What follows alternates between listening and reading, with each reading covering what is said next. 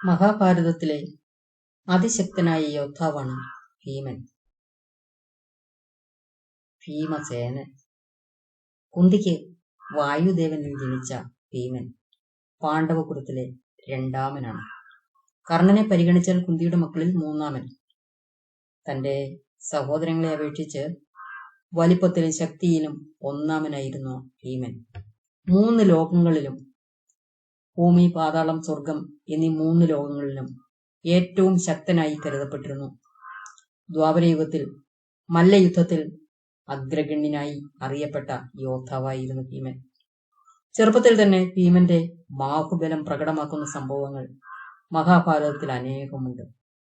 വനവാസക്കാലത്ത് ഹിഡുംബൻ, ബഹൻ, കിർമീരൻ തുടങ്ങിയ രാക്ഷസന്മാരും കീചകൻ എന്ന സൂതവംശത്തിൽപ്പെട്ട സൈന്യാധിപനും ഭീമനാൽ മല്ലയുദ്ധത്തിൽ വധിക്കപ്പെട്ട പ്രമുഖരിൽ ചിലർ മാത്രമാണ്. മഗധയിലെ രാജാവായ ജരാസന്ധനെ ദ്വന്ദ്വയുദ്ധത്തിൽ തോൽപ്പിച്ച് കൊലപ്പെടുത്തിയ ഭീമൻ തന്റെ സഹോദരർക്ക് രാജസൂയ യജ്ഞത്തിൽ പങ്കെടുക്കുവാനുള്ള അനുവാദം നേടി. കൈകൾ ഉപയോഗിച്ച് ദ്വന്ദ്വയുദ്ധം ചെയ്യുന്നതായിരുന്നു ഭീമൻ ഇഷ്ടം.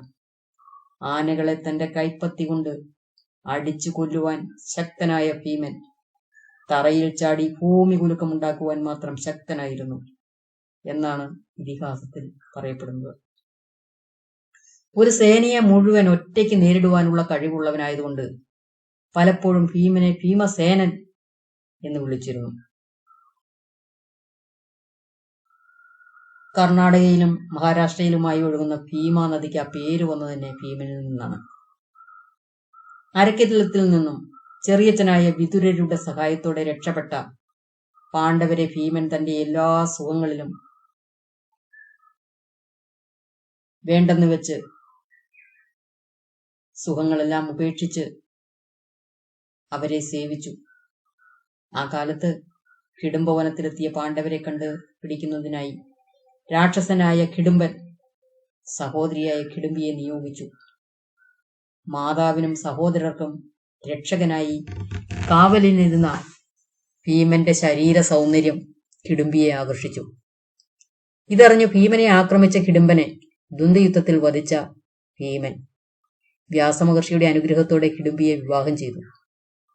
അവർക്കുണ്ടായ മകനാണ് ഘടോൽകചൻ. ഘടോൽകചന്റെ മകനാണ് ബാർബാറിയൻ. പിന്നീട് യാത്ര തുടർന്ന പാണ്ഡവർ ഏകചക്ര എന്ന ഗ്രാമത്തിലെത്തി. അവിടെ ഒരു ബ്രാഹ്മണ ഭവനത്തിൽ അവർ അഭയം തേടി. അവരിൽ നിന്നും ബഹൻ എന്ന രാക്ഷസനെ കുറിച്ചറിഞ്ഞ കുന്തി ബഹനിൽ നിന്നും ഗ്രാമത്തെ രക്ഷിക്കാൻ ഭീമനെ നിയോഗിച്ചു. ഗ്രാമത്തിൽ നിന്നും ശേഖരിച്ച ഭക്ഷണവുമായി ബഹന്റെ വാസസ്ഥലത്തെത്തിയ ഭീമൻ ഭക്ഷണം മുഴുവൻ കഴിച്ചു. കോപിഷ്ഠനായ ബഹൻ ഭീമനുമായുള്ള ഘോരമായ മല്ലയുദ്ധത്തിൽ വധിക്കപ്പെട്ടു. ആയിടയ്ക്ക് ഒരു സഞ്ചാരി ബ്രാഹ്മണനിൽ നിന്ന് ദ്രൗപദിയുടെ സ്വയംവര വാർത്ത അറിഞ്ഞ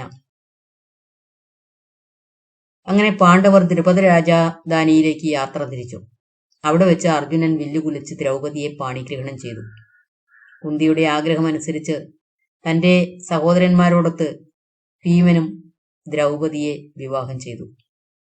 ഭീമസേന്റെയും പാഞ്ചാലിയുടെയും പുത്രനാണ് സുതസോമൻ.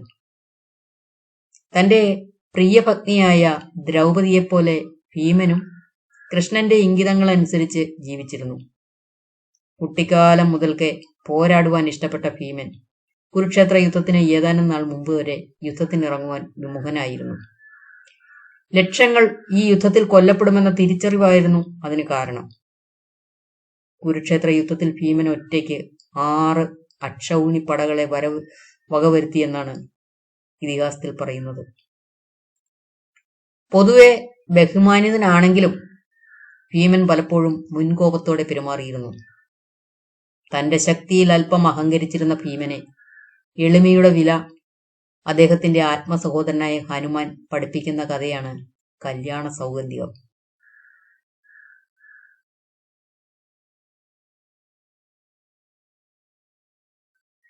തന്റെ സഹോദരനും ദ്രൗപദിയുമൊത്ത് ഭീമൻ അവസാന നാളുകൾ കഴിച്ചുകൂട്ടി. വൈകുണ്ഠത്തിലേക്കുള്ള അവസാന യാത്രയിൽ ഭീമനായിരുന്നു അവസാനം വീണു മരിച്ചത്. യുധിഷ്ഠിരൻ മാത്രമേ ഈ യാത്ര പൂർത്തിയാക്കിയുള്ളൂ. ഭീമസേനൻ വളരെ ധർമ്മിഷ്ഠനായിരുന്നു. കുട്ടിക്കാലത്ത് നടന്ന സംഘടനകളിൽ ഭീമൻ കൗരവരെ ശാരീരികമായി ഉപദ്രവിച്ചിരുന്നത് ദുര്യോധനനും സഹോദരങ്ങൾക്കും സഹിക്കുവാൻ കഴിഞ്ഞിരുന്നില്ല. ഭീമൻ പാണ്ഡവരെ സംരക്ഷിക്കാൻ ഉള്ളിടത്തോളം കാലം തനിക്ക് രാജാവാകാൻ കഴിയില്ല എന്ന് മനസ്സിലാക്കിയ ദുര്യോധനൻ ഭീമനെ വകവരുത്തുവാൻ തീരുമാനിച്ചു.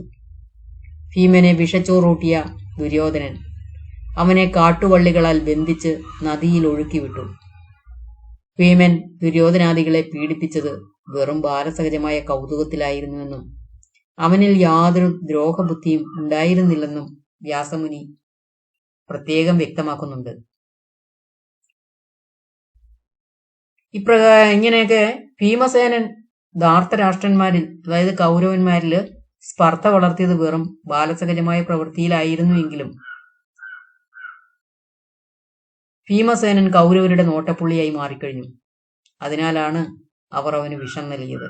വിഷമേറ്റ ഭീമൻ നാഗലോകത്തെത്തുകയും നാഗദേവതകളുടെ സഹായത്തോടെ രക്ഷപ്പെടുകയും ചെയ്തു.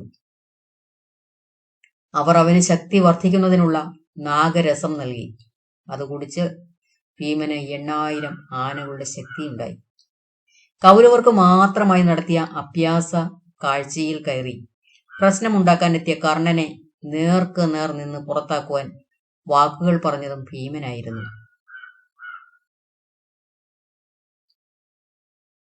ഭീമസേന ശാന്തി പ്രസ്താവന എന്ന് പറയുന്നത് മഹാഭാരതത്തിലുള്ള ഒരു പ്രത്യേക അധ്യായമാണ്. കൗരവരെ കൊല്ലുവാനുള്ള അത്ര ശക്തിയുണ്ടെങ്കിലും കുലത്തിന്റെ നിലനിൽപ്പോർത്ത് അദ്ദേഹം ദുര്യോധനന്റെ മേൽക്കോയ്മ പോലും അംഗീകരിക്കുവാൻ തയ്യാറായി എന്നതാണ് ഇതിനകത്തെ പ്രധാന വസ്തുത. എന്നാൽ ദുര്യോധനൻ ക്ഷമിക്കാൻ തയ്യാറല്ലായിരുന്നു. അഹന്ത അവനിൽ നിറഞ്ഞിരുന്നു. കർണനും ദുര്യോധനനും സദസ്സിൽ വെച്ച് ദ്രൗപദിയെ വസ്ത്രാക്ഷേപം ചെയ്തതും പാണ്ഡവരെ ചൂതിൽ തോൽപ്പിച്ച് നാട്ടിൽ നിന്ന് മാട്ടി ഓടിച്ചതും അതീവ ക്രൂരമായ പ്രവൃത്തികളായിരുന്നു. എന്നാലും പിന്നീട് ഭീമൻ അതൊക്കെ ക്ഷമിക്കാൻ തയ്യാറായിരുന്നു. അദ്ദേഹം ഉദ്യോഗപർവത്തിൽ ഭഗവാൻ കൃഷ്ണനോട് പറയുന്നത് ഈ രീതിയിലാണ്. ഭീമസേനന്റെ ശാന്തി പ്രസ്താവന വളരെ പ്രശസ്തമാണ്. കൗരവ സഭയിലേക്ക് ദൂതനായി പോകുന്ന കൃഷ്ണനോട് ഭീമൻ പറയുന്ന വാക്കുകൾ, അതായത് കുരുക്കളെ മുടിക്കുവാൻ കാലത്താൽ ഉത്ഭൂതനാക്കപ്പെട്ട കുലനാശകനായ അഗ്നിയാണ് പാപപുരുഷനായ ദുര്യോധനൻ. അതുകൊണ്ട് അങ്ങ് ധർമാർത്ഥ സഹിതം ഹിതകരമായ വാക്യങ്ങൾ അവന് ഇഷ്ടപ്പെടത്തക്ക രീതിയിൽ സൗമ്യമായി പറഞ്ഞു കേൾപ്പിക്കണേ. അവനോട് ഒരിക്കലും കോപത്തിന് കൂടിയതായോ ഉഗ്രമായോ ഉള്ള വാക്കുകൾ പറയുകയും അരുത്.